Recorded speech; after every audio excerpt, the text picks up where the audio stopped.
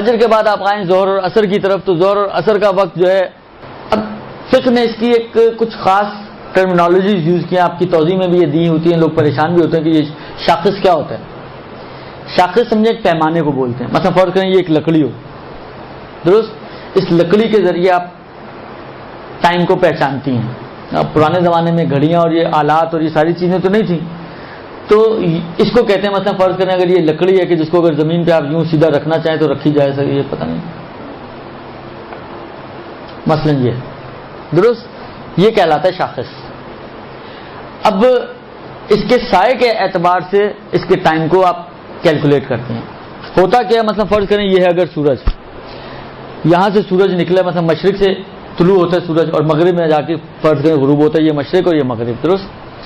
جب یہ سورج سر نکالتا ہے اپنا، تو ہوتا کیا ہے کہ جب یہ سورج سر نکالتا ہے تو جس چیز پہ بھی پڑے گا اس کا سایہ لمبا ہوتا ہے اور اپوزٹ سائڈ پر ہوتا ہے۔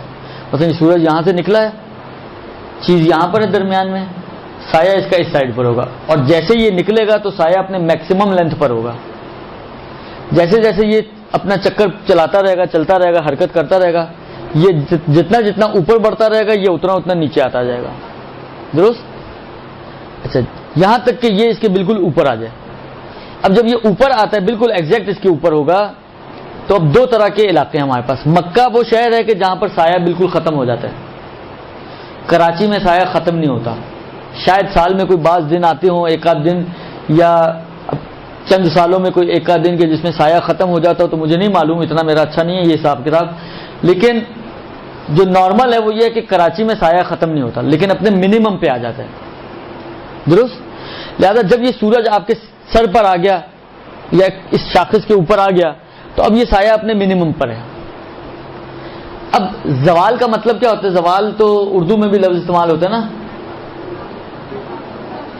قوموں کے زوال کی کہانیاں آپ سنتی ہیں۔ زوال کا مطلب کیا ہے؟ پستی کی طرف آنا، گر جانا۔ اب یہ سورج جو چڑھتا چڑھتا چڑھتا اپنے میکسیمم تک پہنچا، اب یہ گرنا شروع ہوتا ہے دوبارہ، درست، یہ ہے زوال۔ جب یہ گرنا شروع ہوتا ہے تو یہ زوال ہے۔ اب جب یہ گرنا شروع ہوتا ہے، اب سایہ اپوزٹ سائڈ میں بڑھنا شروع ہوگا۔ بس یہ جیسے ہی تھوڑی سی حرکت کر کے گرا، تو یہ گرنا یہ ہے اول زوال، درست۔ اور اس میں کیا ہوگا؟ سایہ پھر اس کے اپوزٹ سائڈ میں پھر پہلے بڑے سے چھوٹا ہونا شروع ہوگا، اب دوبارہ چھوٹے سے بڑا ہونا شروع ہوتا ہے۔ یہ جب سورج اس کے اوپر سے گزر کے ڈھلنا شروع ہوتا ہے، جو بالکل پہلا سٹیپ ہے ڈھلنے کا، وہ ہے اول زوال، اور یہاں سے آپ کی ابتدا سے لے کر اتنی دیر کے 4 رکعت نماز ظہر آپ پڑھ سکیں، یہ نماز ظہر کا وقت ہے۔